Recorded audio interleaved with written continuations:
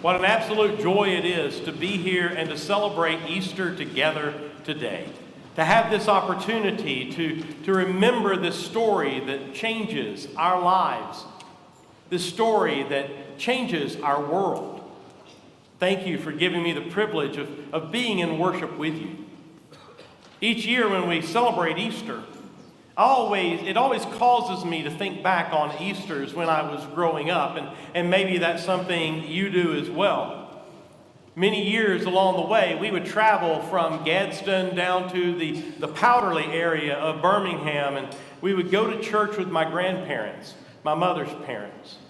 And then after church, we would go back to their house, and my family would be there, and my grandparents, my aunt and uncle, my cousins would all be there.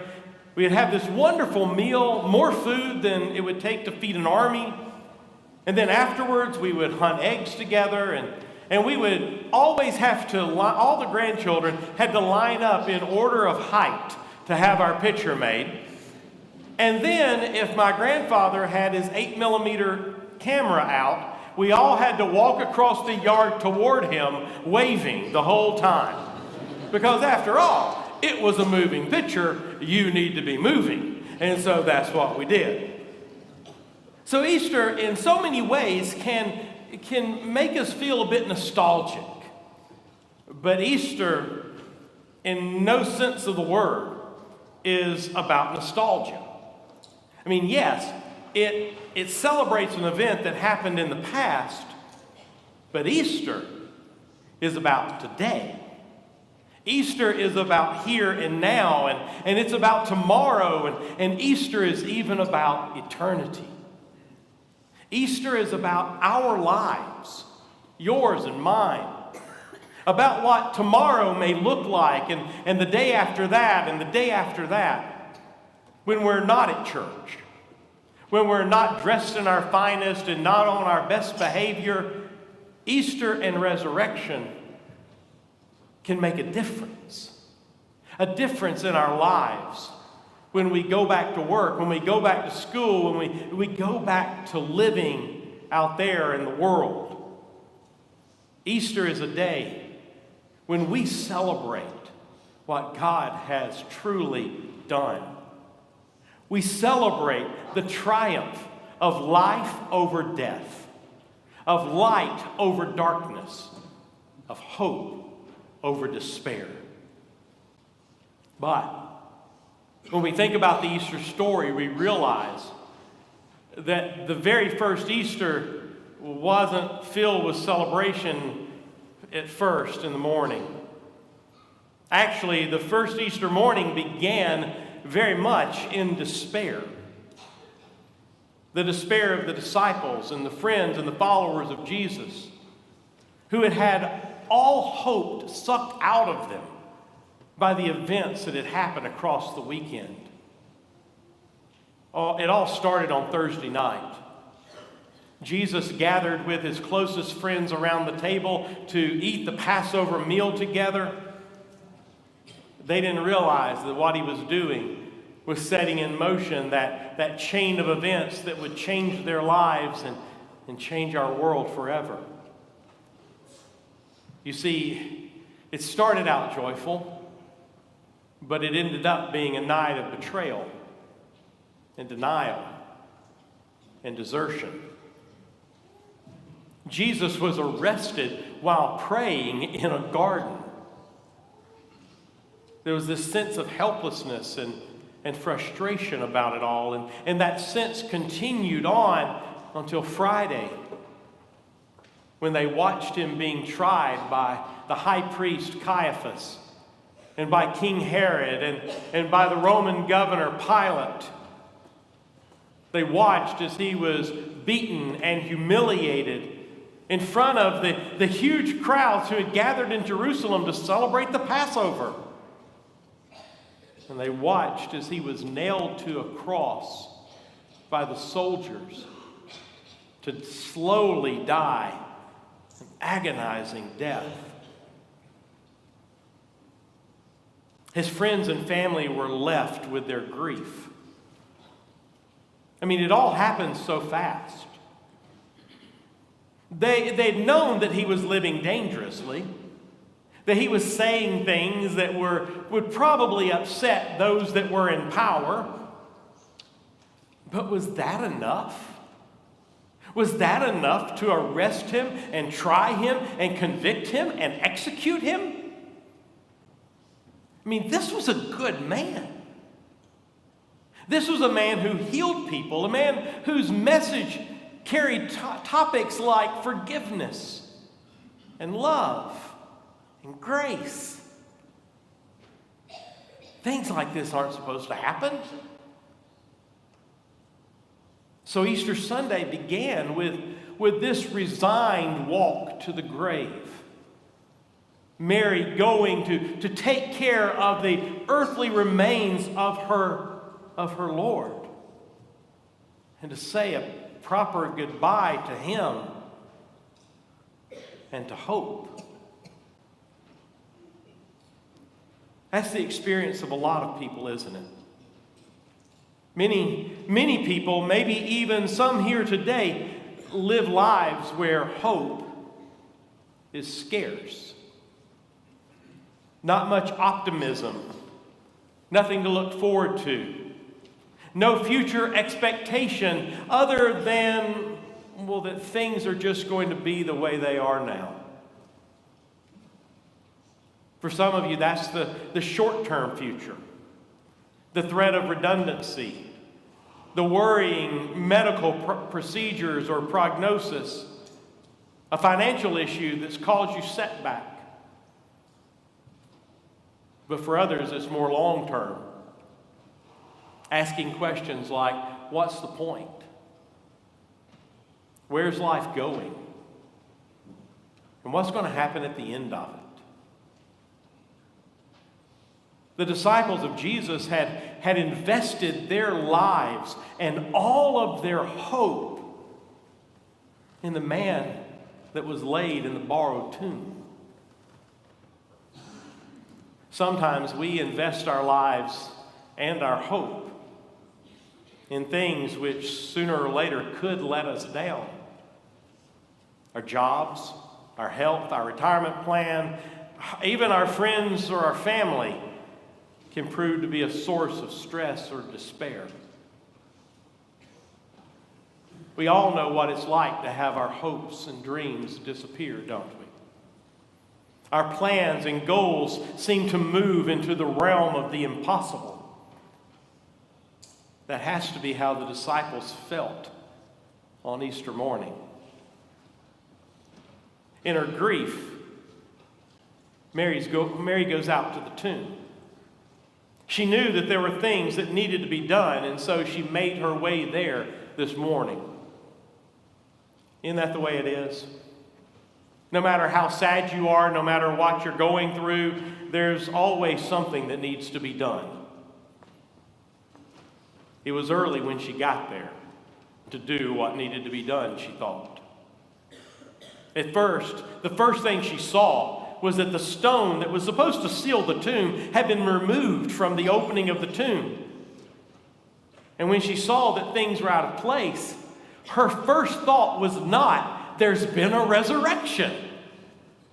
No.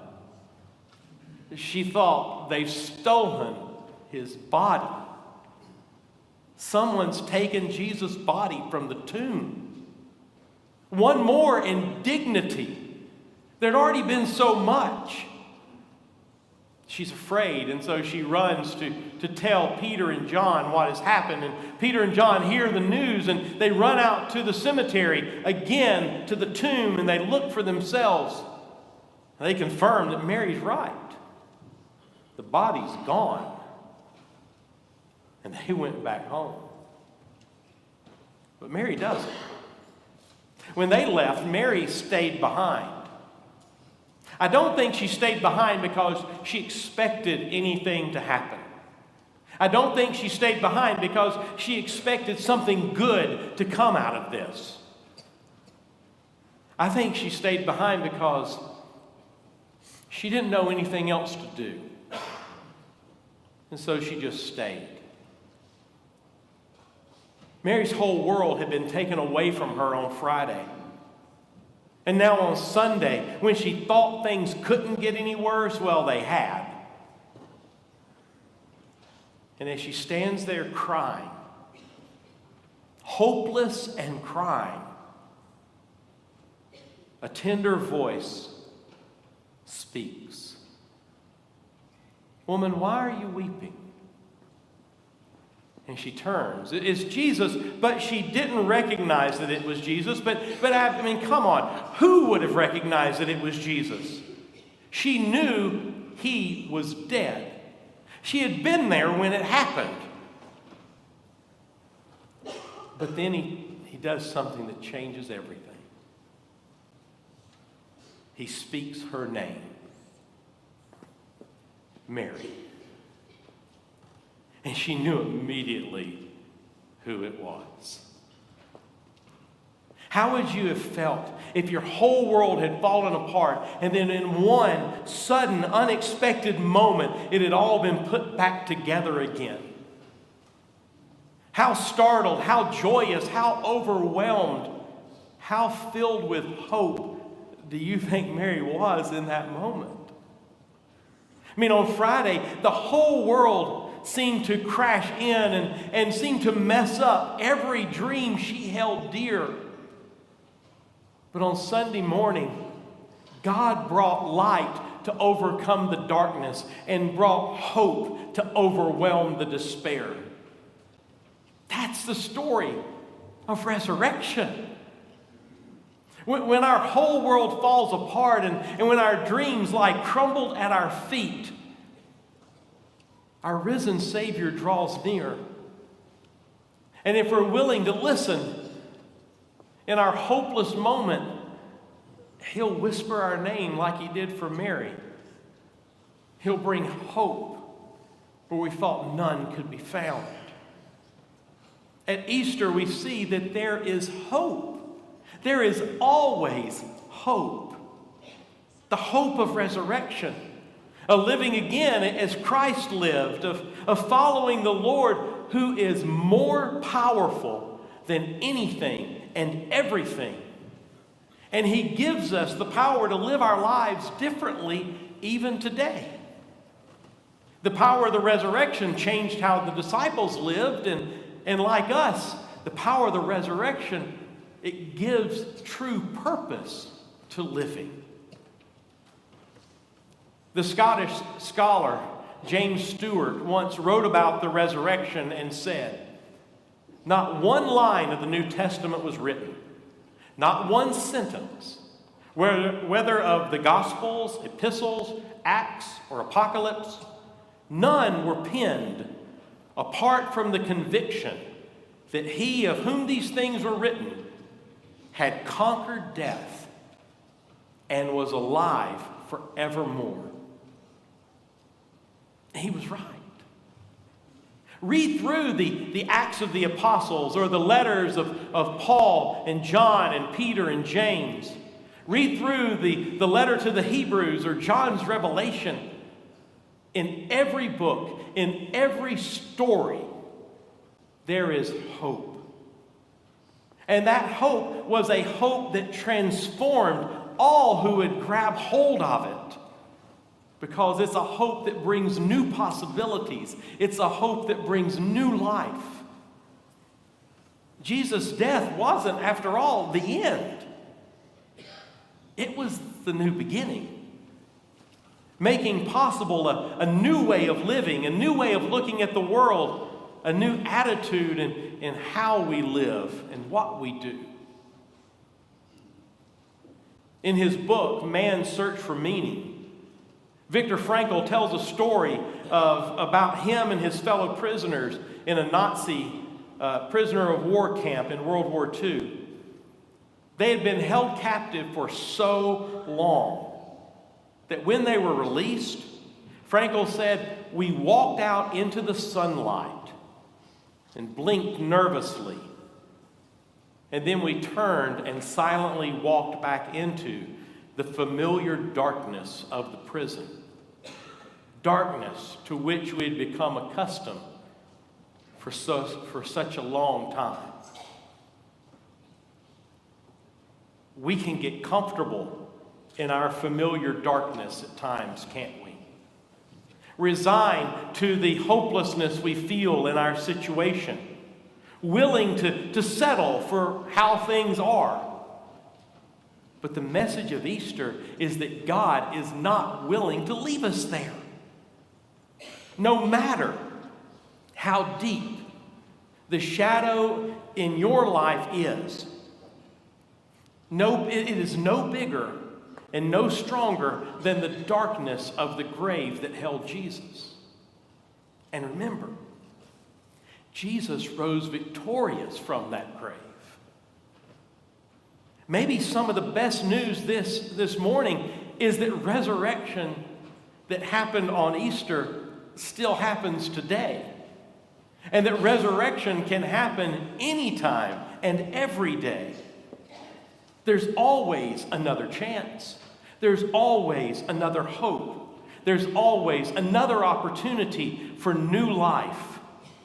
No matter how many times that we've heard it and how many times we've not listened to it, God has never stopped loving you, calling you, wanting to give you hope, wanting to resurrect your life now and to give you the gift of eternity. Resurrection doesn't just happen at Easter, but every day, every moment, you are invited to start again, to take a step closer to the life you were meant to live. And here's the thing. It's not just our hope as we go through this life and all it throws at us. It's also our hope for all eternity. A hope that goes beyond death. A hope that follows where Jesus has blazed the resurrection trail. A hope authenticated by the mind-blowing events of Easter Sunday. This is a hope that even takes us through death and gives us life for all eternity in God's renewed creation. As I said, if you read through the New Testament, you'll sense that hope spilling out from every page. Because like the Apostle Peter says, God has given us new birth into a living hope through the resurrection of Jesus from the dead, and into an inheritance that can never perish, spoil, or fade. It's a living hope. Because of the resurrection which transforms us and transforms our view of what's possible, we remember as we go through our day, as we go through our life, that nothing is impossible for God. And God is with us. So that's why here and throughout eternity, we are Easter people. Because it is the gift of Easter, the blessing of Easter, the message of Easter, the hope of Easter. So, if you find yourself struggling with the despair of a life without Jesus, then this can perhaps give you the boldness to believe and to reach out and to grab hold of what Jesus is offering you. New life in Him. Allowing Him to come alive in your life and your soul. But also may Easter remind all of us that the power of resurrection is with us every day. To bring hope from despair. To bring light into the darkness, to drown it out, and to bring wind from loss. Let Easter give us the boldness to live our lives for Jesus each and every day, knowing that the resurrected Lord is always with us. So as you celebrate today, and maybe remember Easters of old and think about what Easter means in your life today, I pray that you'll be able to look at the present and then look at the future at the short term and the long term, at the temporal and the eternal. And I hope that you'll be able to look at all of your life with hope. Real, lasting hope. Why? Because of what we're doing here today. We are remembering that Christ is risen. Christ is risen indeed. Hallelujah. Amen.